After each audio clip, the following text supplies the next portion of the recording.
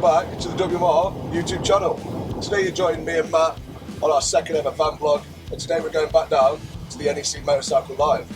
So as you might have seen, well, we've already been to the opening day. We had an interview on the main stage with James Whittam, introducing the team and unveiling our CBR, which I hope that you guys really enjoy. What's the plan today then, Matt?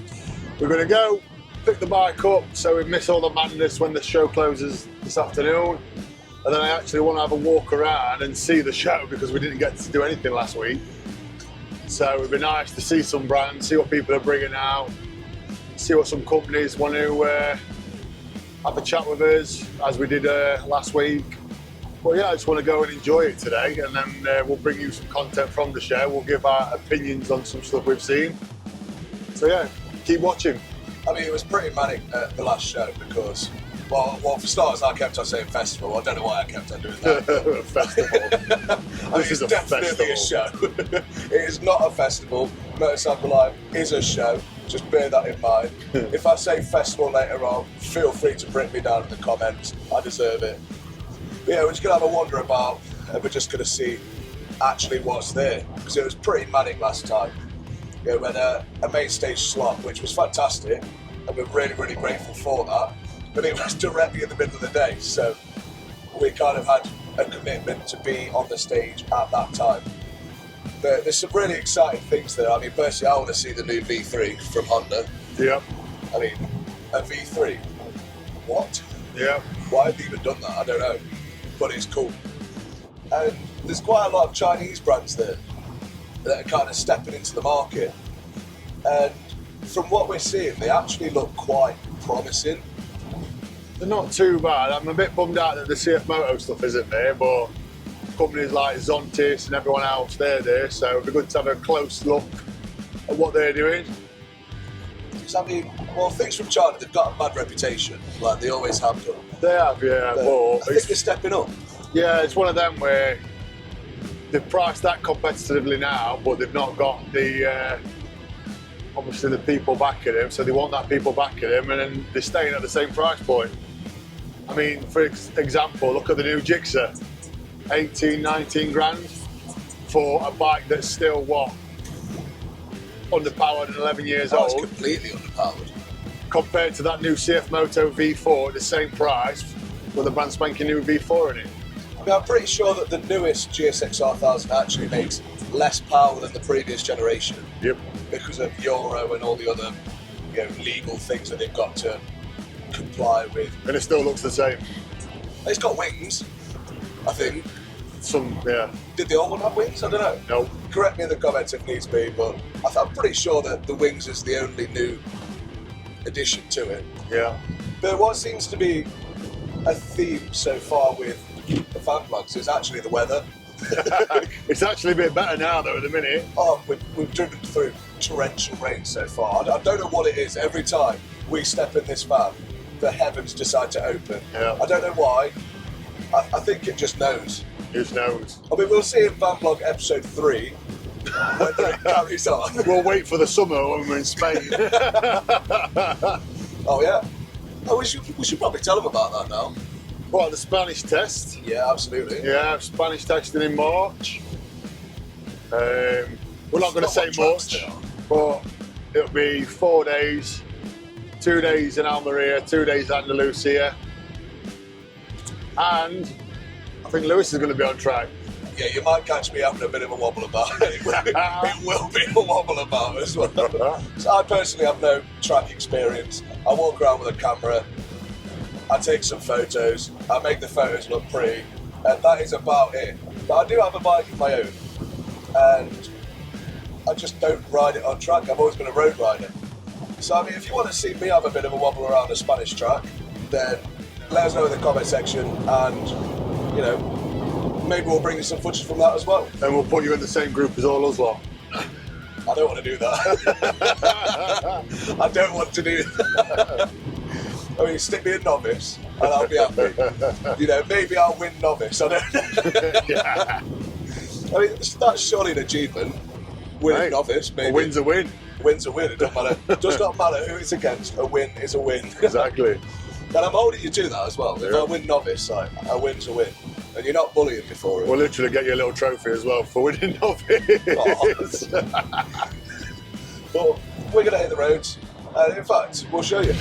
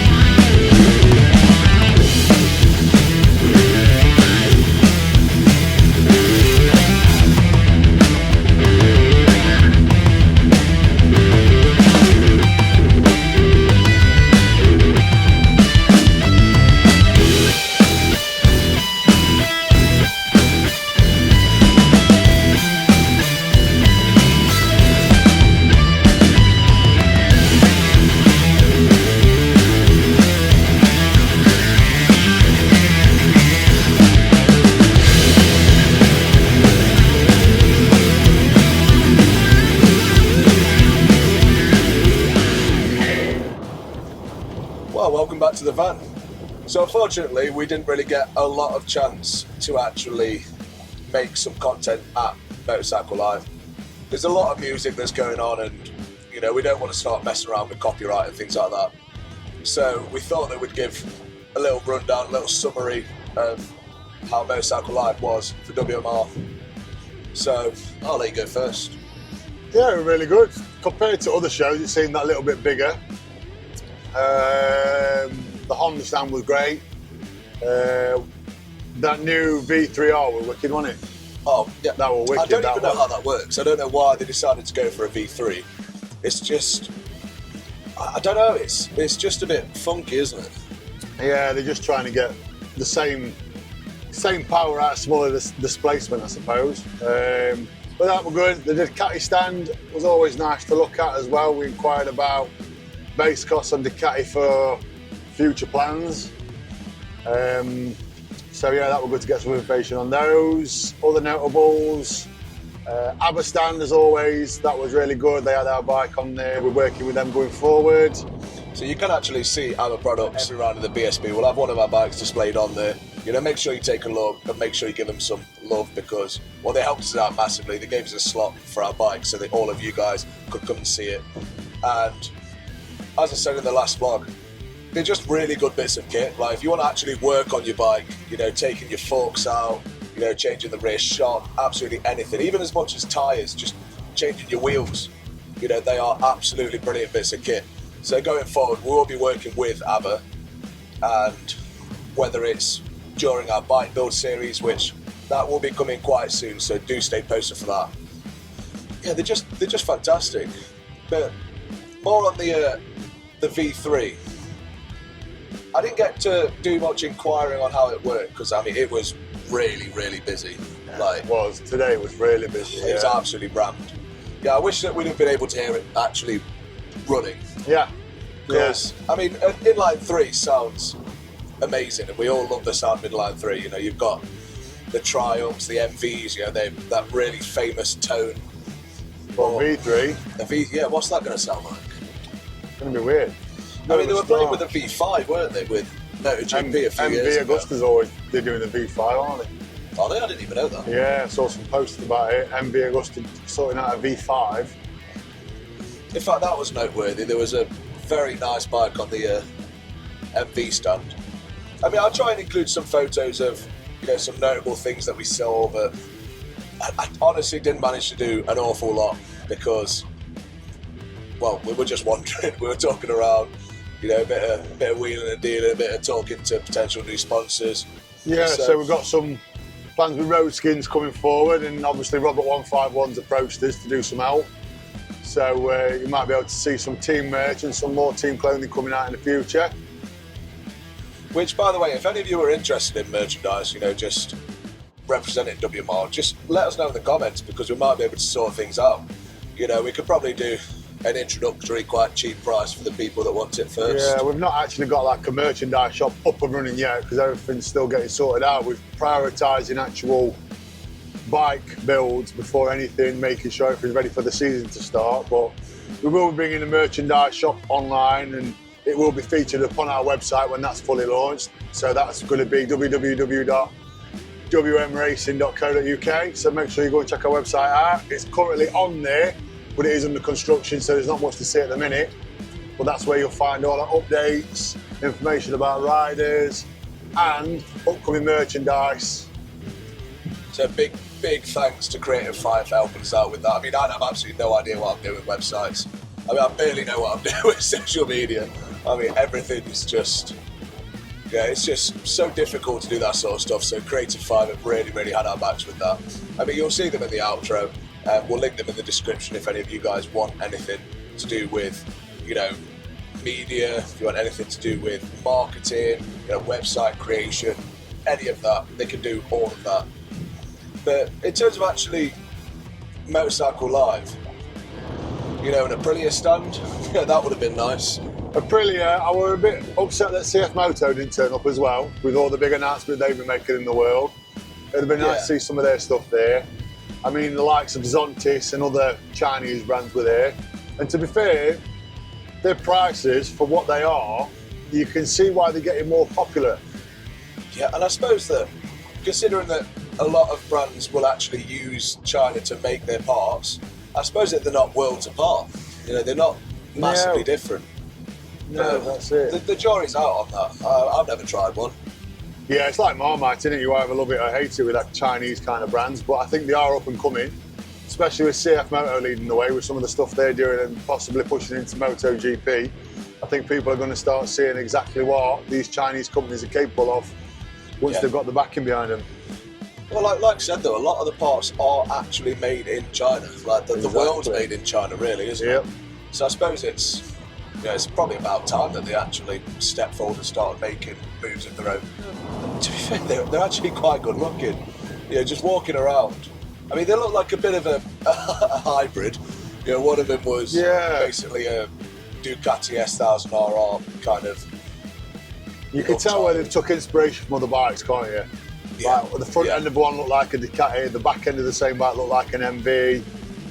So you can see where they're taking inspiration from. But it'd be nice to see a company like them just having their own design ideas, like CF Moto have done, to be fair. CF Moto's gone their own way with everything. Yeah. And I think that's why it's the most popular brand.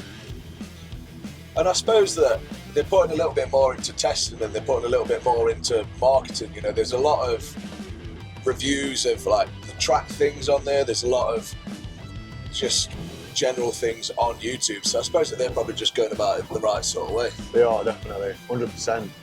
But no, the KTM stand was a bit of a letdown. Definitely not was that good.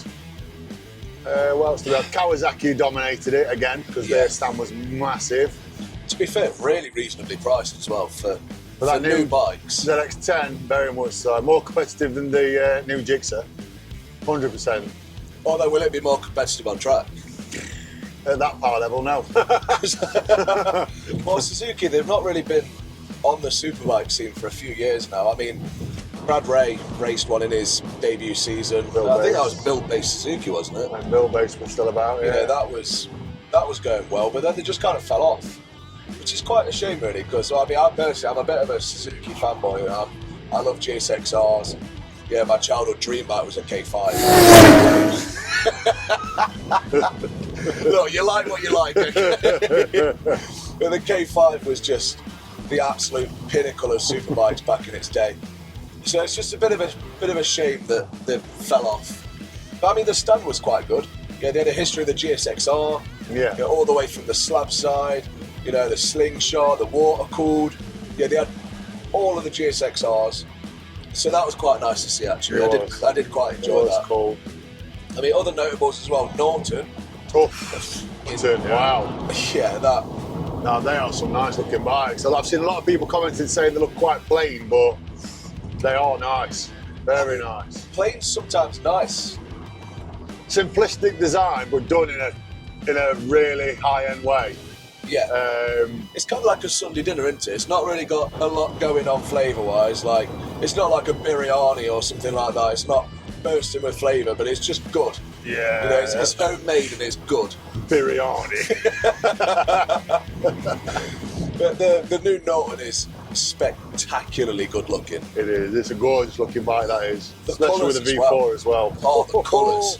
Yeah. That sort of like moonstone blue is kind of reminiscent of the old Peugeot colour. I don't know if anybody remembers that, but some of the old Peugeots came in like a moonstone. In fact, my mum had one, to be fair. So the colour schemes were absolutely gorgeous, and the bike itself was just stunning. But are they going to do what they did with the old V4? Because, I mean, who even got one of them? Exactly, never seen one on the road. I'll tell you what I was impressed with, though, seeing up close, the Batubo bikes. The new Batubo, the KB, that is a work of art. The motor have always been cool. Yeah. The motor have always been cool. Italian engineering meets Japanese or German reliability. But obviously they're with Kawasaki now.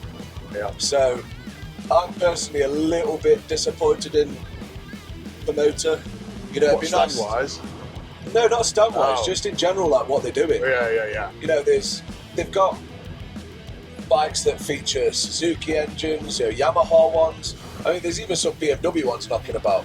I think it's the BB4, BB3, something like that. That had an S1000RR engine in it, and that's not even. It's not even like mentioned nowadays. You don't even hear about it. People don't even know they exist. There's focus on the World programme, aren't they? Really? It is good looking though. It is a very good looking bike. It is really, really good looking. Yeah. I mean, I'll put a picture in the video right now, and you'll be able to see the billet block that supports the trellis frame. It's just a work of art. It is. It really is pretty. And well, it's good to see them back, actually. It is. It's actually just good to see them back. It's good to see the bike working at world level as well, to be fair. So, like, I'm not dissing them or anything. Like, I love the motor. I mean, they were cooler back in the day, but it's good to see them back. You know, they're in the World Superbike paddock. They're in the BSB paddock next year. I'm really looking forward to that, actually. Yeah. I don't think they've been in BSB for donkey's years. Yeah. But it'd just be cool to have all of the other blends in there. I think that other notable things, the new Panigale. So that's a bit of a Marmite. The price point of the new Panigale, for me talking as a racer and race team owner, the base Panigale coming in at what you get the Fireblades at £1,000 more, and you're getting the Ducati refinement and the V4 engine. That's a good package, that is. I mean, yeah, with the Fireblade that comes into the UK, the SP, you do get the EC2 O-Links, electronic suspension, everything, but in a race programme, that's all getting scrapped. Yeah. So, like for like what you buy, the Panigale just being £1,000 more than the Fireblade on the road price. Plus, it's probably going to be the bike to have. As soon as that's allowed in Superstock, that's going to be the bike to have. It's obviously turning into the bike to be having Superbike as well, obviously. Yeah. And we'll know more of that next year with the BSB, because obviously we'll be there first hand to watch it happen. But in terms of stock, we'll see what happens. Obviously, it's a heavily dominated Fireblade class. BMWs go well there. So we'll just see what the Ducatis do when they get there, if they get allowed to be in there to start with. I mean, we were going to have a BMW.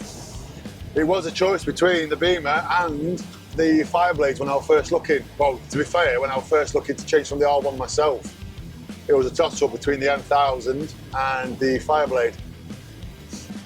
Saying that though, the BMW stand was quite cool. The BMW was really cool. I like that prototype there on the stand. That looked really good. That was stunning. That was stunning. I hope they do a carbon swing arm as well. Yeah, I hope they do keep some of them design cues going forward with that, because it does look stunning bike. Yeah.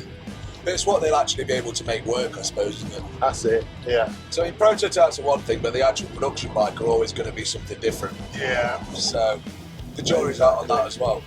But I think that overall, motorcycle life at WMR it was certainly an experience.